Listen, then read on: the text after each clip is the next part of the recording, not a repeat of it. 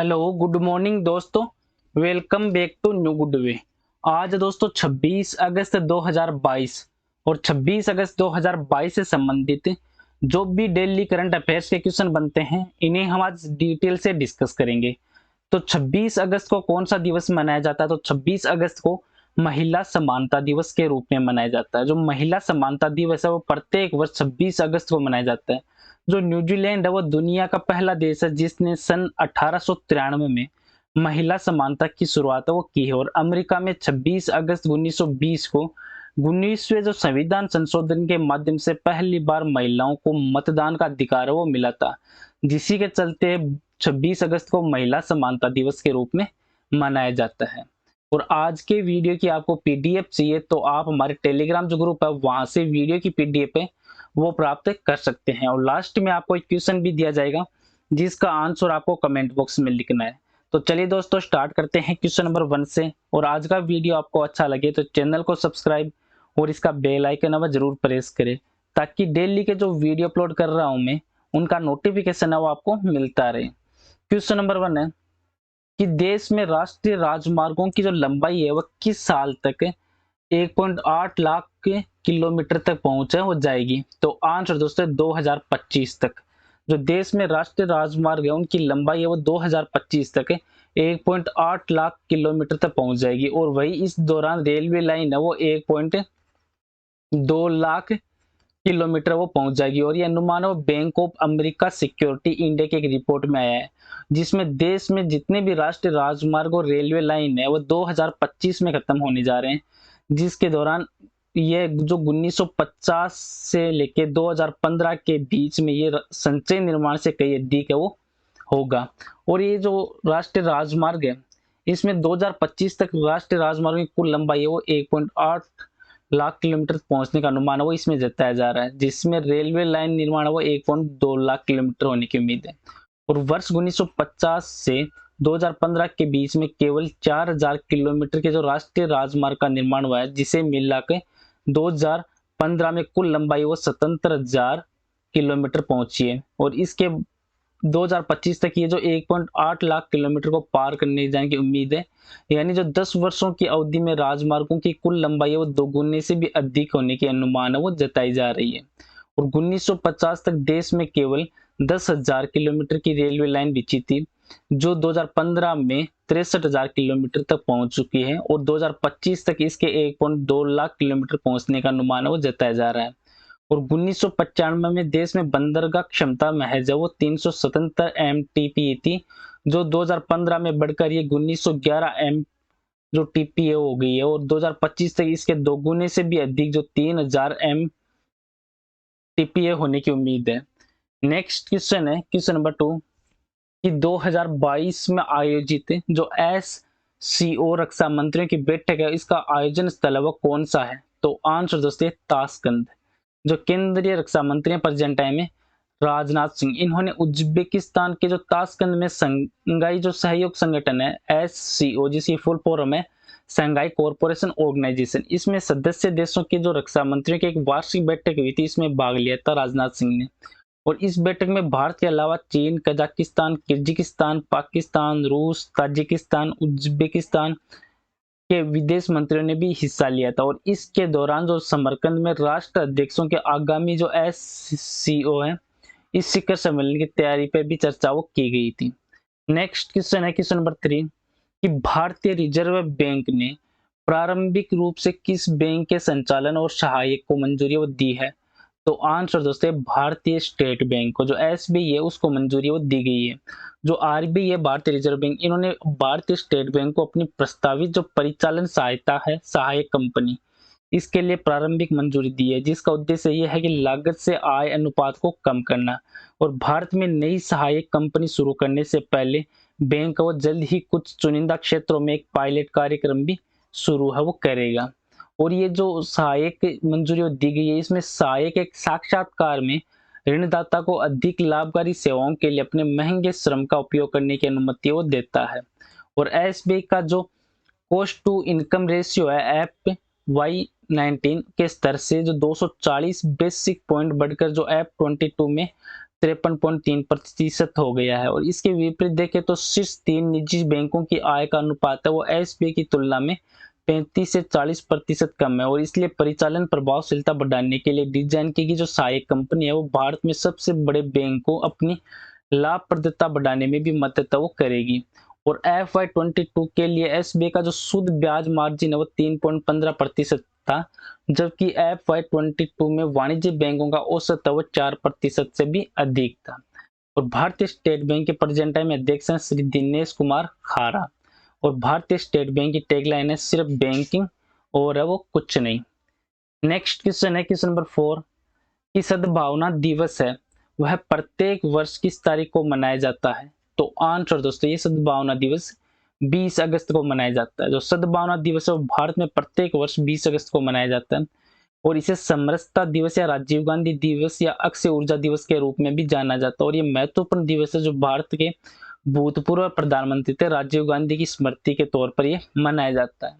अब अगस्त मंथ है तो अगस्त मंथ में इंपॉर्टेंट दिवस और मनाए जाते हैं, जैसे 2 अगस्त को मनाया जाता है राष्ट्रीय मित्रता दिवस, 3 अगस्त को मनाया जाता है नाइजर का स्वतंत्रता दिवस, 6 अगस्त को मनाया जाता है हिरोशिमा दिवस, 9 अगस्त को मनाया जाता है विश्व के स्वदेशी लोगों का एक अंतर्राष्ट्रीय दिवस, 9 अगस्त को मनाया जाता है भारत छोड़ो दिवस, 12 अगस्त को मनाया जाता है अंतर्राष्ट्रीय युवा दिवस, 14 अगस्त को मनाया जाता है पाकिस्तान का स्वतंत्रता दिवस, और 15 अगस्त को मनाया जाता है भारत का जो स्वतंत्रता दिवस के रूप में, 19 अगस्त को मनाया जाता है विश्व फोटोग्राफी दिवस, 20 अगस्त को मनाया जाता है सद्भावना दिवस, और 26 अगस्त को मनाया जाता है महिला समानता दिवस के रूप में। नेक्स्ट क्वेश्चन है क्वेश्चन नंबर 5 कि फहमीदा अजीम है जिन्हें 2022 के लिए पुलित्जर पुरस्कार के लिए चुना गया और वह किस देश से हैं। तो आंसर दोस्तों बांग्लादेश से हैं। जो अमेरिका की इनसाइडर ऑनलाइन पत्रिका है उसमें काम करने वाली बांग्लादेश में जन्मी जो फहमीदा अजीम है उनको 2022 के पुलित्जर पुरस्कार के लिए चुना गया। और वही इनसाइडर के उन 4 पत्रकारों में से एक है जिन्हें उइगुरों के चीनी उत्पीड़न पर काम के लिए भी चुना गया था। और ये जो पुरस्कार है ये इसमें जो पुस्तकों नाट्य और संगीत के विजेताओं को भी ये पुरस्कार प्रदान किया गया था, जिसमें इतिहास में इनको पुरस्कार दिया गया कवर्ड विद नाइट लेखक है निकोल यूटेस्ट क्यूबा एन अमेरिकन हिस्ट्री लेखक एड्रा फेरेर को ये पुरस्कार भी दिया गया। और उपन्यास में ये पुरस्कार है वो द नेथ्यू न्याउस और जोशुआ कोएन। और नाटक में जेम्स इजामेसो की फेट हेम, जीवनी पे दिया गया changing me to my grave, कविता के लिए दिया गया विजेता है इसके डायनेसिस के द्वारा लिखी गई है फ्रैंक सोंटेस। और सामान्य नॉन फिक्शन के लिए इसके विजेता हैं एड्रिया इलियट के द्वारा लिखित है invisible child poverty survival hope in an American city. और संगीत के विजेता हैं रेवेन चाकोन वॉइस लेस मास के लिए। अब बांग्लादेश है तो बांग्लादेश दक्षिणी एशिया का एक राष्ट्र है जिसको आप मैप में देख सकते हैं। और इसकी जो सीमाएं हैं वो भारत म्यांमार और बंगाल की खाड़ी से लगती है। और बांग्लादेश को प्रेजेंट टाइम में जो बांग्लादेश है तो इसके प्रधानमंत्री हैं शेख हसीना और राष्ट्रपति है अब्दुल हमीद और अध्यक्ष हैं श्री शर्मिन चौधरी। और बांग्लादेश की जो राजधानी है वो है ढाका और बांग्लादेश की मुद्रा है टाका। टाका है वो बांग्लादेश की मुद्रा है। नेक्स्ट क्वेश्चन है क्वेश्चन नंबर 6 है कि विश्व जल सप्ताह 2022 की थीम है वो क्या है। तो इसका आंसर था दोस्तों seeing the unseen the value of water है वो इसकी थीम है वो रखी गई थी। जो स्टॉकहोम इंटरनेशनल वाटर इंस्टीट्यूट है इनके द्वारा हर साल विश्व जल सप्ताह का आयोजन वो किया जाता है। और इस वर्ष जो ये आयोजन है वो 23 अगस्त से 1 सितंबर के बीच तक मनाया जा रहा है। और विश्व जल सप्ताह 2022 की थीम है ये रखी गई है seeing the unseen the value of water. Next question है क्वेश्चन नंबर 7 कि पश्चिम बंगाल ग्रामीण बैंक और जीवन बीमा कंपनी के बीच एक बैंक इंश्योरेंस समझौता हुआ है। तो ये आंसर दोस्तों ये एसबीआई लाइफ इंश्योरेंस के साथ में जो पश्चिम बंगाल ग्रामीण बैंक और एसबीआई लाइफ इंश्योरेंस है इन्होंने बैंक इंश्योरेंस समझौते पर एक हस्ताक्षर किए हैं।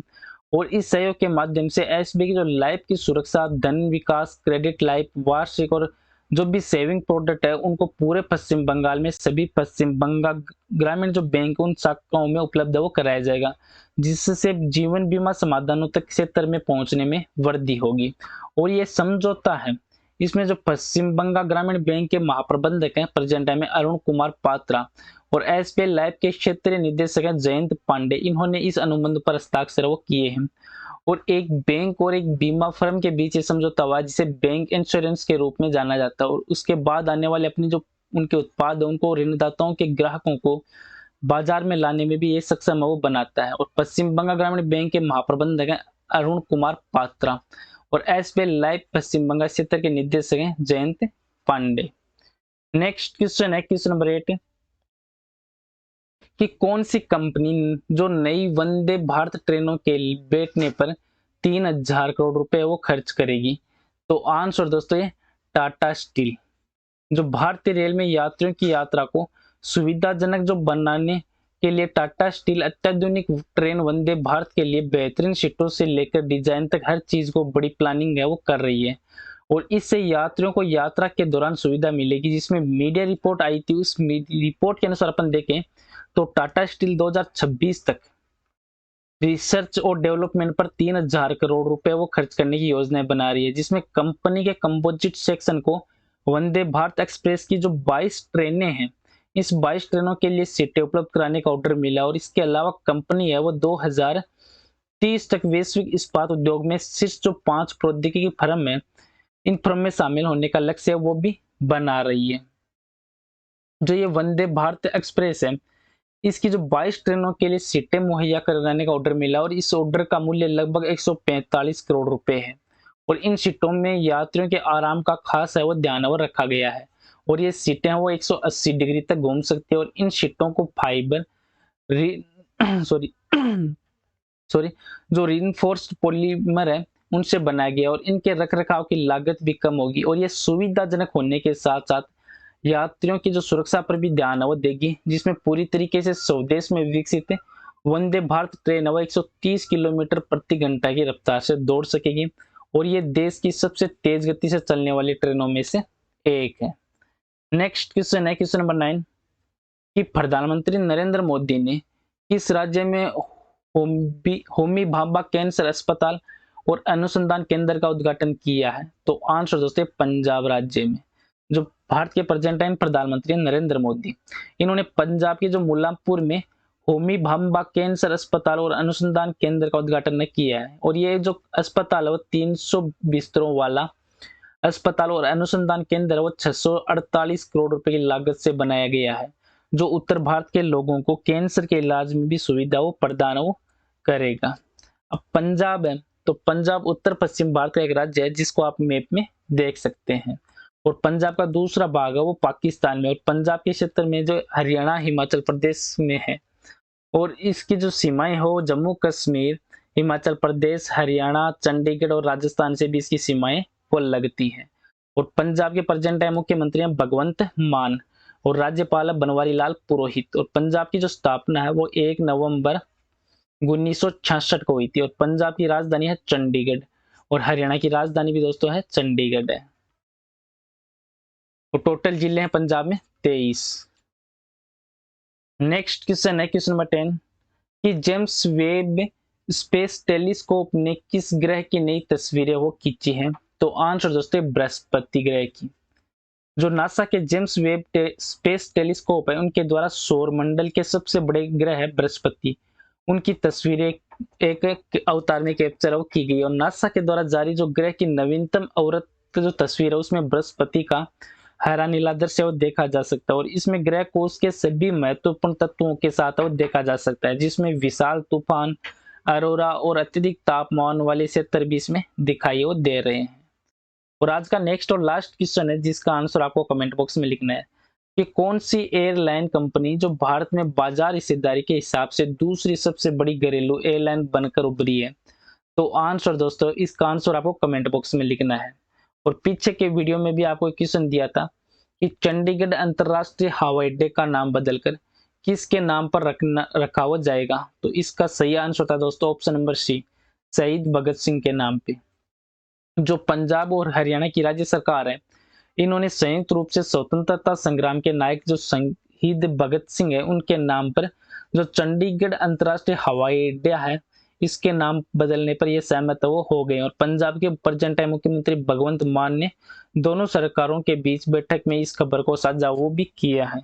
चलो दोस्तों, आज का वीडियो यहीं पे समाप्त करता हूँ। वीडियो आपको अच्छा लगे तो चैनल को सब्सक्राइब और शेयर जरूर करें। Thank you all of you.